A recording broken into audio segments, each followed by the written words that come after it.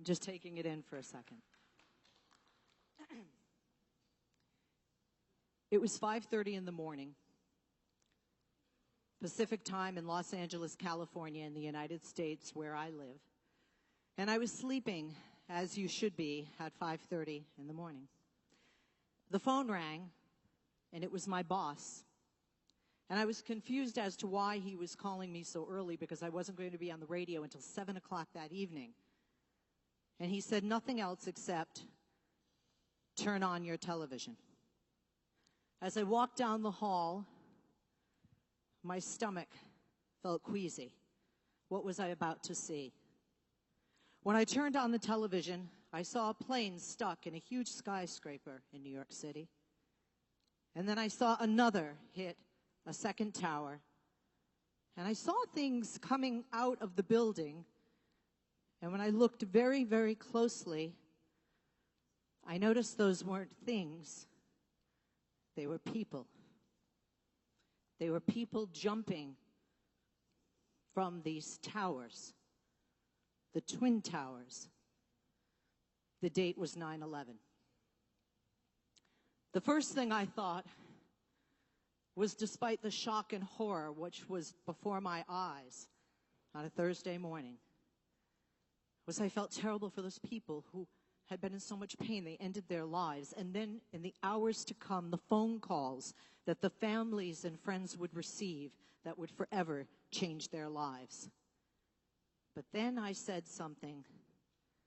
I said, "Please, God, don't have it be a Muslim who did this."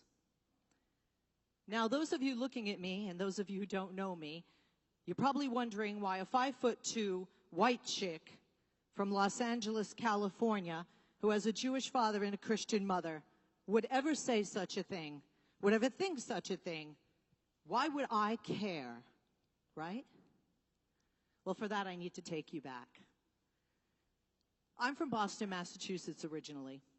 I did my bachelor's degree undergraduate at Northeastern University, and I attended the master's program at Emerson College.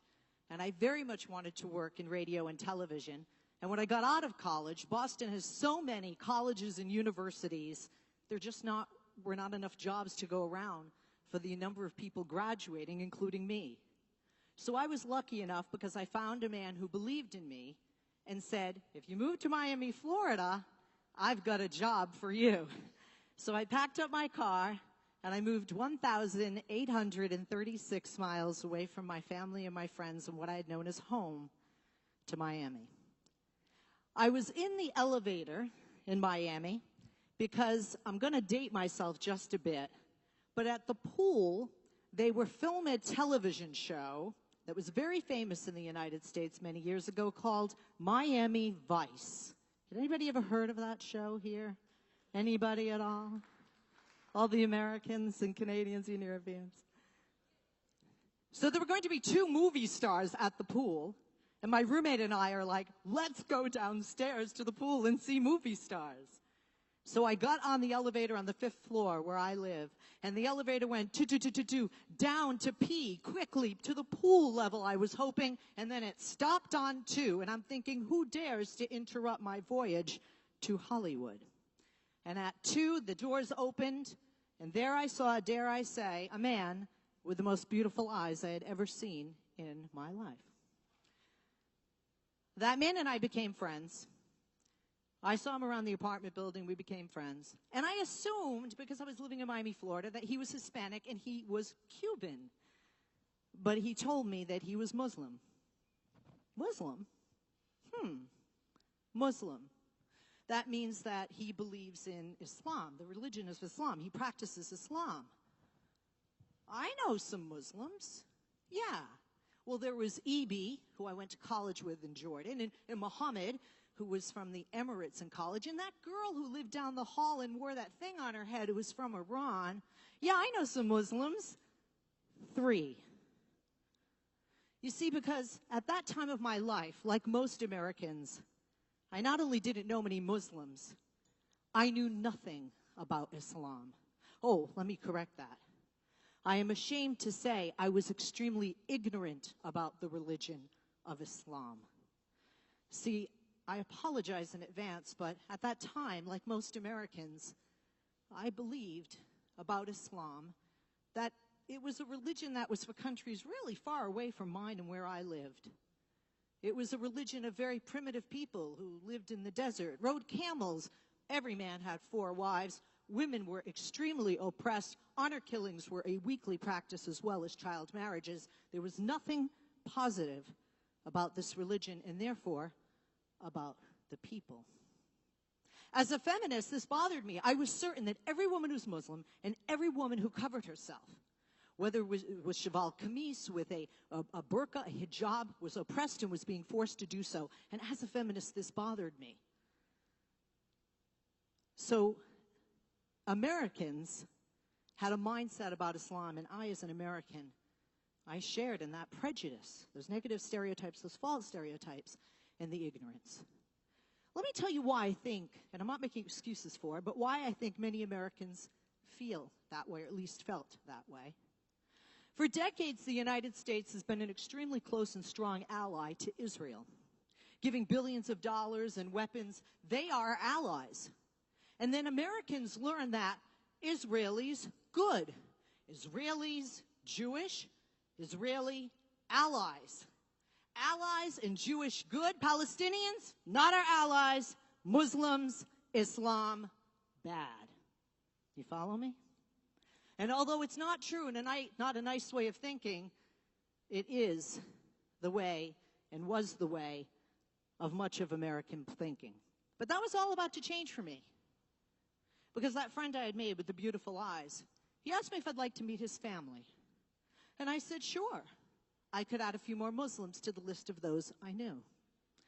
And I had my very silly ideas. Would they throw a burqa over me the minute I got in the door? Did they have a scarf handy to wrap around my head? Would they have furniture? Did I have to sit on the floor? Was I going to have to pray 5 times? Would the food be good? Would I like it? Would it be spicy? Would I have to eat it with my hands? How shallow I, Leslie Marshall, was at that time. But that is truly what went through my mind. Quite the contrary. These were not primitive people. This friend's parents are both physicians. Highly educated, his father, a general surgeon, his mother, an OBGYN. His family was warm, gracious, and kind. They didn't force me to dress anyway. They sat me on a chair, gave me delicious food, and a fork to eat it with.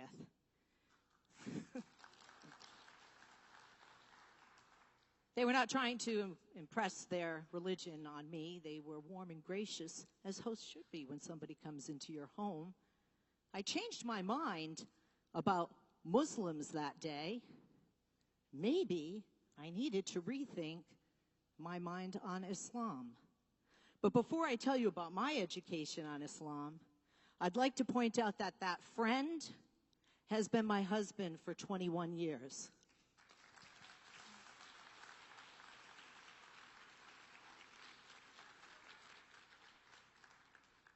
And that woman is my mother-in-law, and she is not oppressed. I'm glad a few laughed on that one. In order to educate myself more on Islam, I couldn't take people's word for what it really was about. See, being half Jewish and half Christian and brought up that way religiously, I had read cover to cover twice the Bible, both Old and New Testament, but I had never read the Quran. So I got a copy from my husband, and I read it cover to cover to see what it was in it for myself. And I learned quite a few things. I don't even have time to list all of them here today. One thing I learned is that honor killings are not only not a part of Islam, they're not lawful according to Islam. That in Islam, they respect all religions. That Islam considers Jesus to be a prophet and holds him in high regard, higher regard than the Jews, the Israelis. And I also learned that like any other religion, without question, never an excuse for, murder is wrong and not permissible in Islam according to the Quran.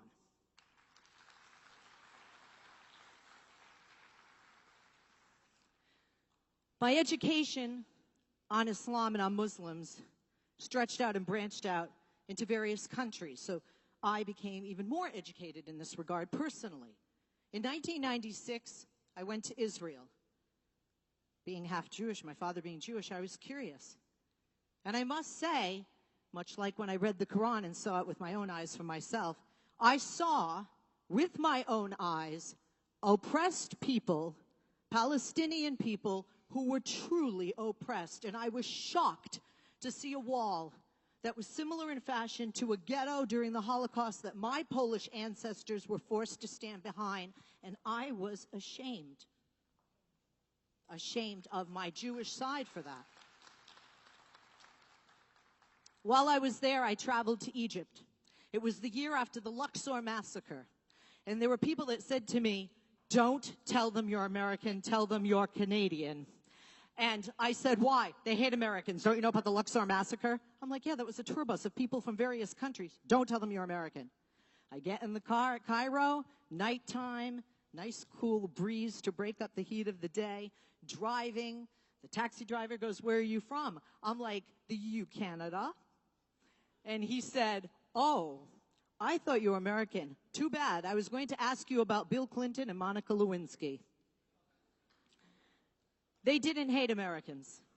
When I was sightseeing, a group of women wearing burqas, I could only see their eyes, were giggling. And you can tell a lot by the eyes. And they motioned for me to come over. And I was afraid, like, what are they going to do to me, right? And I walked over. They offered me to join them for lunch and wanted to know if my jeans were Levi's and wanted to touch them. We became friends. We swapped necklaces, sunglasses, pictures, addresses. The people were warm. The people were welcoming. A Muslim country, Muslim people, again, Islam. I also went to Jordan. And my married name is Hussein. And the king was Hussein. So I was a queen for a day. And they were wonderful to me. And Queen Noor from the United States of America was married to King Hussein of Jordan. And everyone asked me if I knew Queen Noor, forgetting how large the United States is. But again, they treated me with kindness. They treated me with respect, including Bedouins under tents near Petra who shared their lunch with me also. And then in 2007, the most wonderful thing occurred. My husband and I adopted our first child, our son, in Pakistan. And I had to live there for months, and this was after 9/11. Oh, and there were bad things said about Muslims and about Islam and about Muslim countries, but most certainly about Iraq, Afghanistan, and Pakistan. Didn't you know that everybody there was part of the Taliban, and they all hated Americans? And I was nervous. But I was included with the people that we visited and stayed with in Pakistan as a member of their family. To this day, we talk almost every day on Facebook. And in Pakistan, people opened up their homes and their hearts. And I saw with my own eyes some terrorist organizations. And I said to the driver bringing me to the airport, "What do you think of that?" And he said, "Well, what do you think I think of it? I live down the street from them. You live over there. I'm more afraid of them than you are." He wasn't signing his kid up for some terrorist summer camp, as many Americans would think. And he said to me as I got out of the car, I'll never forget, "Miss Leslie, please tell your George Bush president, don't bomb us like they did Iraq. We're nice people." Never forget that. How can you forget that? After 9/11, I won't lie, I was concerned. I was concerned for many reasons, one of which was selfish. My husband's an orthopedic surgeon with a Muslim Arabic last name. I frantically called his office on September 12th, and I said to his assistant, "Be honest with me, how many patients out of approximately 40 have canceled their appointments for today?" I braced myself for the answer. 0. Not one person had rescheduled their appointment. Not one person was afraid to go see, for the first time or a repeat visit or after their surgery, their Muslim doctor with an Arabic last name. Now, I'm not going to lie, after 9/11, the United States had its ideas. much divided in two areas about Islam. America's view of Islam has changed, and I'll tell you about that briefly. But after 9/11, it was very apparent where people stood. There were Americans who threw things at mosques or put pork on the door handles, who even killed a Coptic Christian man they thought was a Muslim just 2 towns from where I live in Los Angeles. There were slurs in writing and certainly verbally. Women taunted on the streets, mothers wondering if their daughters should wear their hijabs to school. More women putting on hijabs to show that they're Muslim and they're proud and they're American as well. But I also saw the education of some Americans. And I say that because I think out of every tragedy, there has to be some good, doesn't there? And I think there was some good after 9/11. People got to know their neighbors. I remember my in-laws were visiting us on September 14th, one of my brother's birthdays, and they were flying from Florida to California, and I was terrified for them. My mother-in-law wears a hijab. They have a Muslim Arabic last name. They're older. And when they came, and I said to my mother-in-law and father-in-law, "How was your journey?" She said the people were wonderful. They went out of their way to be nice to us, as if to say to us, without saying the words, "We don't blame you. We don't blame your religion of Islam for what happened on 9/11.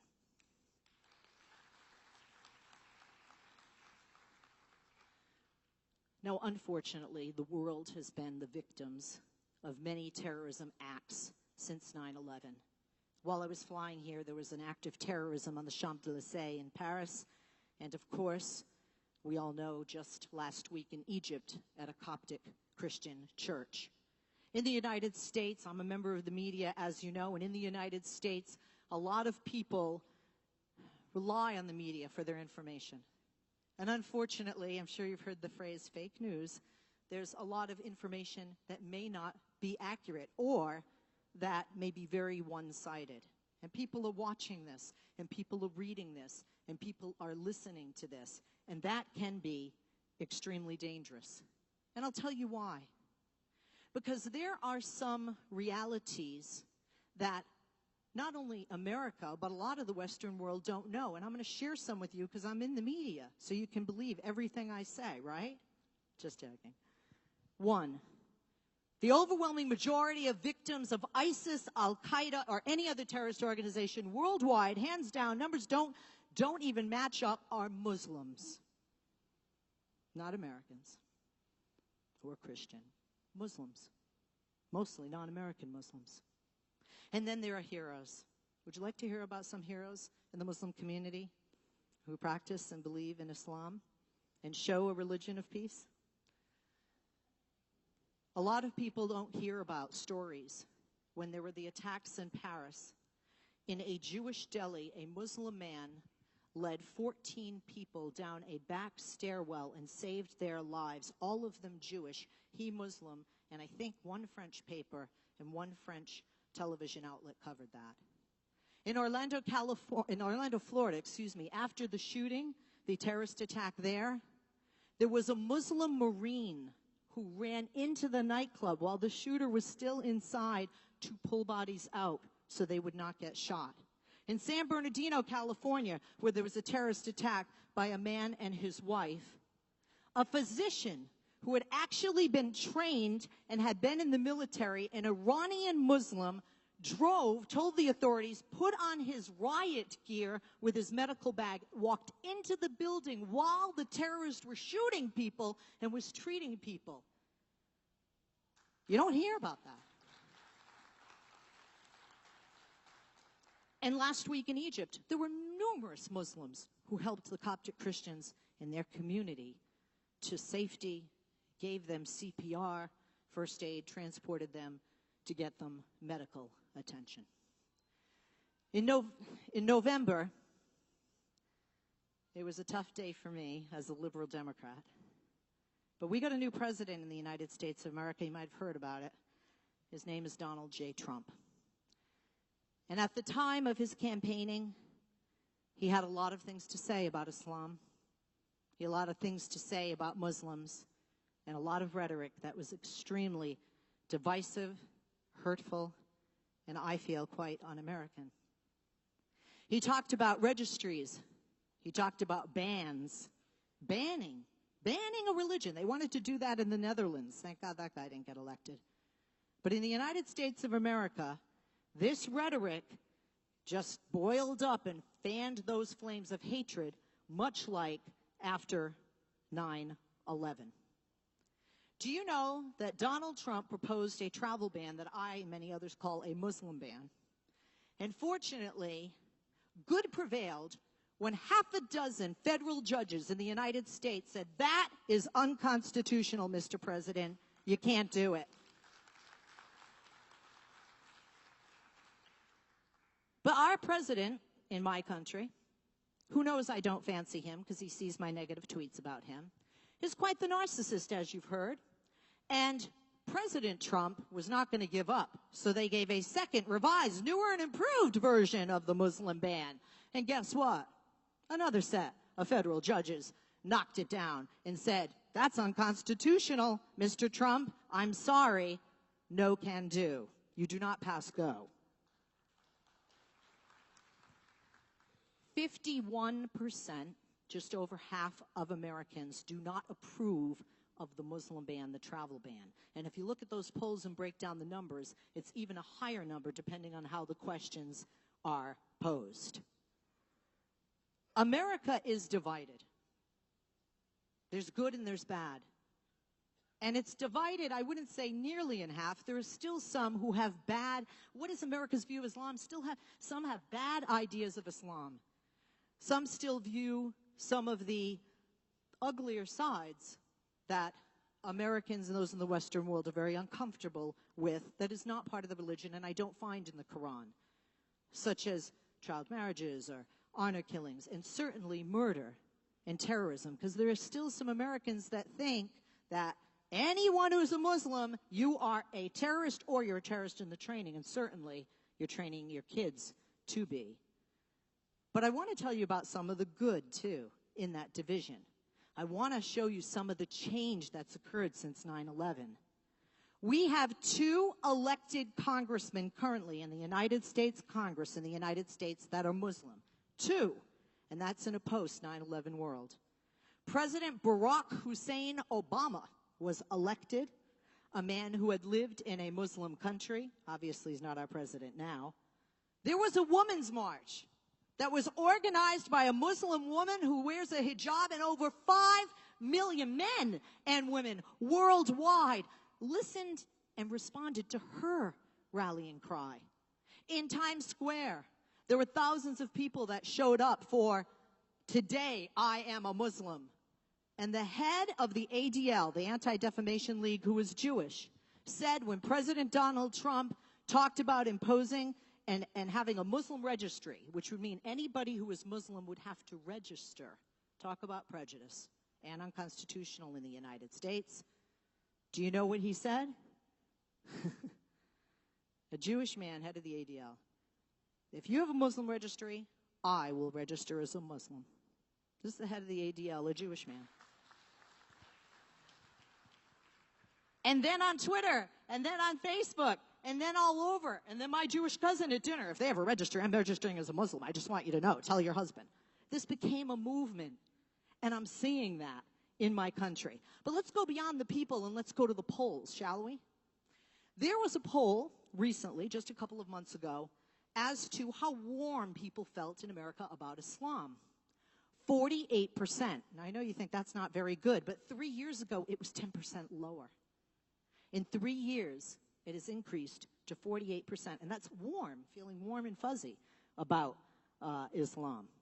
And then there are realities that not only Americans and their views about Islam are going to have to change, but the reality is that Islam is the fastest growing religion in the world. The reality is that over 1.6 billion people in this world are Muslims, and if you do the math, and I'm not good at it, but I did look it up, that's almost 25, almost a quarter of our population, almost 25% of the population, approximately 24% of the world's population. Leslie, with 25 minutes, please conclude. Huh? Conclusion, please. We have 25 minutes. Yes, yes. Thank you. And the the reality also is that there are power in numbers. Somebody asked me once, well, what can anybody do to change this? Muslims can change this, not only in the United States, but throughout the world. One, get to know non-Muslims and tell them and teach them about Islam and let them meet you and find out, like I did firsthand, what a wonderful people you are and that Islam is a religion of peace.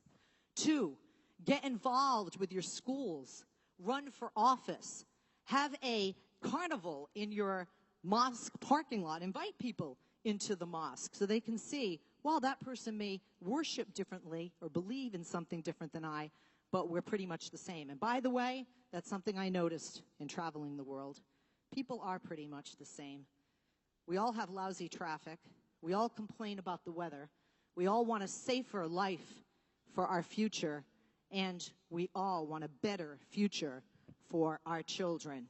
Last thing I want to say is America is waking up to Islam, what it is and what it isn't. I did, and as a woman married into a Muslim family, I am hopeful and even optimistic about Americans' view of Islam going forward in the future. Thank you, merci, shukran. Leslie Marshall.